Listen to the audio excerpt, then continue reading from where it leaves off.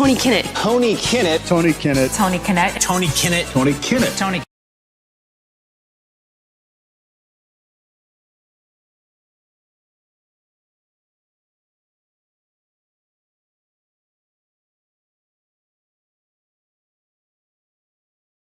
Tony Kinnett. Tony Kinnett. Tony Kinnett. Tony Kinnett. Tony Kinnett. Tony Kinnett. Tony.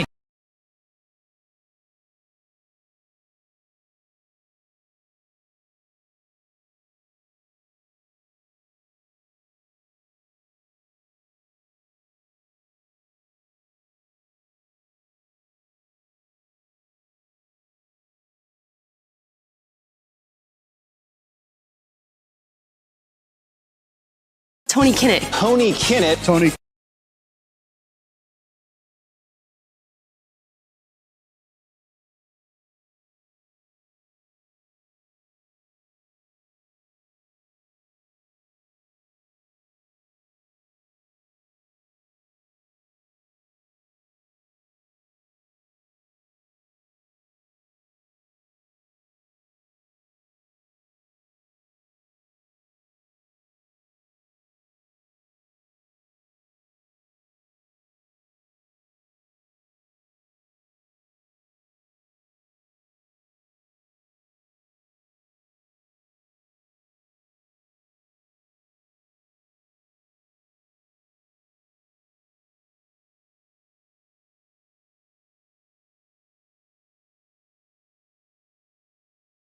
Tony Kinnett. Tony Kinnett. Tony Kinnett. Tony Kinnett. Tony Kinnett. Tony Kinnett. Tony Kinnett. Host of the Tony Kinnett Cast. Let's get down to business. You're listening to the Tony Kinnett Cast on 93 WIBC. Here on the Daily Signal. Hey, thank you very much for joining us this evening. This is the Tony Kinnett Cast over at 93 WIBC from Indianapolis, from 1250 over in Little Rock, also on the air in Denver, in Milwaukee, in Pennsylvania, in Ohio, the Panhandle of Florida. It's great to share. We're expanding with more syndication partners around the country, all of this syndicated through the Daily Signal. It's been a long week. I know that some of the live shows have come in kind of some different times. There's been a lot going on with the presidential debate. Monday in Nashville, Tuesday night, 5 hours of debate coverage, the pregame, the game itself, and then the post coverage. What a blast. What an absolute mess. And that now brings us to the overconfidence of our dear vice president and her entire campaign. Boy, oh boy, ladies and gentlemen, what an experience. We said at the outset of her campaign that it seemed a lot like a sugar rush because Kamala Harris didn't actually provide anything that was brand new, something exciting. She just seemed to say that she was better than Biden, I guess, even though there wasn't actually any idea as to what her policies were or weren't, or how she was the same or different than the guy that was unscrupulously stabbed right before she ended up taking the position. And then she had her long-awaited debate with Donald Trump. And the first couple of minutes after the debate, I looked at my co-moderators of the show, looked at Bradley Devlin, looked over at Tyler O'Neill, and I said, guys, I think that was a rough debate. But I'm going to put a little bit of a pin in it because the further you get out from a debate, the real effects, the real consequences, the real results start to come in, and they come in pretty danged hard. And that is what has happened. The Kamala Harris-Tim Walz campaign has walked away thinking that because Kamala outperformed Trump in the debate by capitalizing on Trump's rough moments, baiting Trump, and working with the moderators to get Trump to defend a lot of stupid nonsense, that somehow that's a victory for her. Only that wasn't Kamala Harris' goal going into the debate, at least not for the American voter. What the American voter wanted was to know what she believed, what she plans to do, and how she's different than either 2019 Kamala, super extremely progressive, super Bernie liberal, or Biden, who is the weird old dead guy who just kind of goes where the wind blows. So which is she? Well, she didn't answer that question. And this brings us to how Kamala's campaign is in serious trouble after Tuesday. Because if Kamala, certainly didn't lose the debate to Donald Trump, if at best it was, some kind of a functional draw, then Why is the campaign in serious trouble? Well, this basically boils down to two primary reasons. Number one, no one is really watching the debate like a traditional debate from start to finish anymore. By that I mean fewer people are actually tuning into the debate.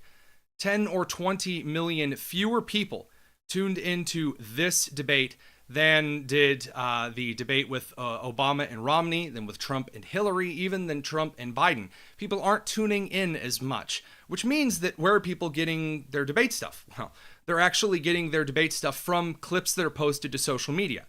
That changes everything about the debate, because you're not actually getting all of the quiet, awkward moments and all of the ramblings going on unless you're really deep into one side's echo chamber. What you're getting are the really punchy points, which means that the line that Trump used at the tail end, which was that, hey, you've been the vice president for the last couple of years. You know, why haven't you? Well, you know what? I'm not even going to dig into this. Here is the social media clip of Trump's very last statement on Kamala Harris. So she just started by saying she's going to do this, she's going to do that, she's going to do all these wonderful things. Why hasn't she done it? She's been there for 3.5 years. They've had 3.5 years to fix the border. They've had 3.5 years to create jobs and all the things we talked about. Why hasn't she done it? She should leave right now, go down to that beautiful White House, go to the Capitol, get everyone together and do the things you want to do, but you haven't done it. And that's what's been clipped and shown all over social media. Now, Trump should have led with that, but just looking at social media clips, no one really knows Trump started out rambling and then spent kind of the evening being chased around on the fishhook. Nobody's aware of that. There have been clips shown of the moderators being really aggressive and not at all moderator-like towards Trump, and really friendly butt-kissing towards Kamala Harris.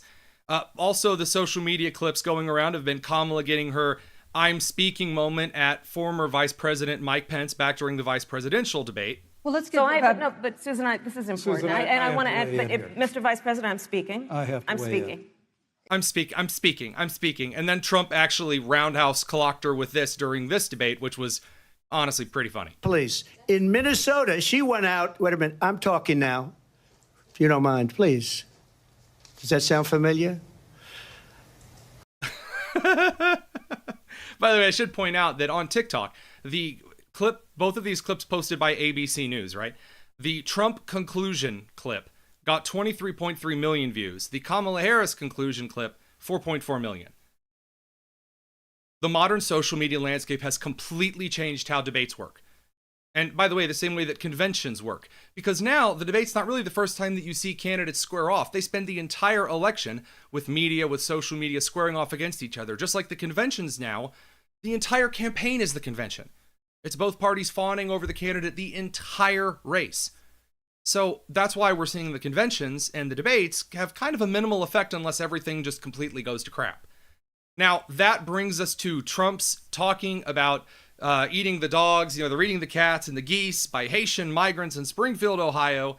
And Kamala Harris seized on this by getting her cocky smile going, he's insane. And everyone memed Trump saving dogs and kittens with AI-generated photos and such.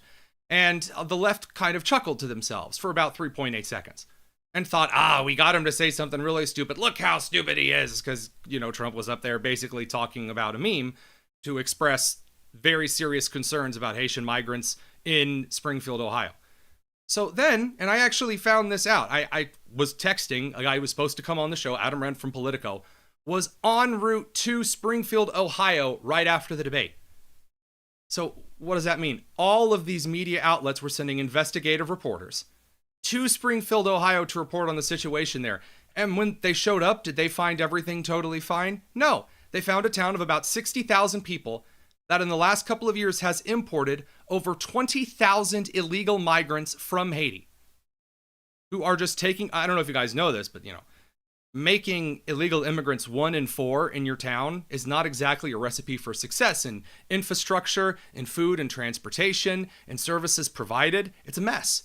And yes, there are geese, according to individuals both in the town, as well as reports that were made to police, that are slaughtering Canada geese and eating them in the town.